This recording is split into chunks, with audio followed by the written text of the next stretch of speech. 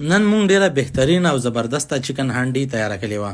نو طریقه یې څنګه تیاریږي، په دې طریقه باندې تاسو چکن هانډي تیاره کړئ، ستاسو به ډیره زیاته خوښه شي او دا ډیره ښکلې طریقه ده. د ټول نه پهله به راولئ 1 کیلو چرګو صفا سوتره به یې ښه ښکلې وینځئ، بیا به یو کړی په اور یا په ګیس باندې کېږدوئ، غوړي به ورته ښه سره کړئ او دغه چرګ به راوړئ، دې غوړو ته بیا ور واچوئ. مالګه به 1 چمچ ور واچوئ چې دا مالګه په دې چرګ کې ښه زبردسته پخه شي او چرګ نرم او پوست پوښ شي. تقریبا دا به نیمه ګنټه تاسو کېدئ چې کله تاسو ته پته ولګي چې زمونږ چرګ رنګ بدل کو، دا براون شو، رنګ یې خړ شو، نو دا به بیا پوښ شوی.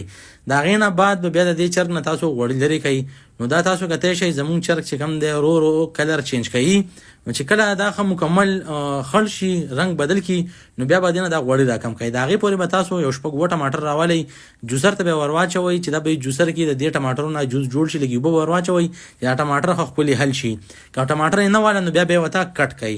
نو زمونږ چرګ ښه مکمل سور شو، د هغې رنګ بدل شو. د هغې نه بعد مې د دې نه غوړي راکم کړه.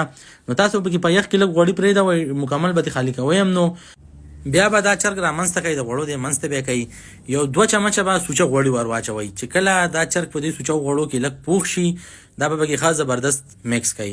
د هغې نه بعد به دې ته بیا اوږه او ادرک وټکوئ، هغه به ور واچوئ.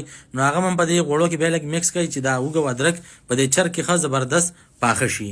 د هغې نه بعد چې د هانډۍ کمه مساله ده، نو ډیره مساله به پکې نه ور اچوئ، بیخي به د هانډي تاسو سره نه راولئ. نو 1-2 چمچه به دې ته د هانډي مساله ور واچوئ او دا به په دې غوړو کې دا مساله ښه زبردسته پخه کوئ.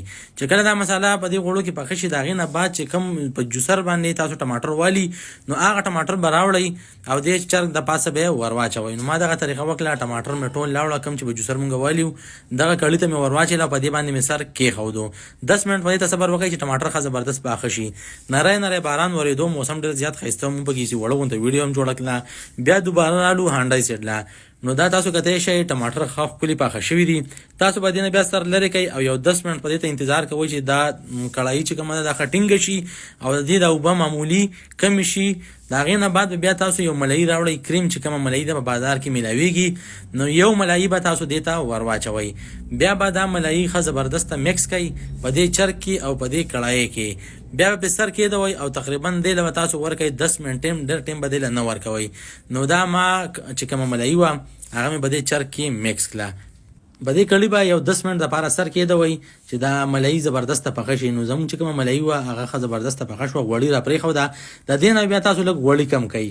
که غوړي تاسو ډېر نه استعمالوئ نو دې نه کمولی هم شئ. نو که تاسو زبردسته هانډي تیارول غواړئ، دای طریقه ده، په دې کومه طریقه چې ما پخه کړه په دې طریقه یې تاسو پخه کوئ، ستاسو به ډېره زیاته خوښه شي او دا ډېره بهترین راځي.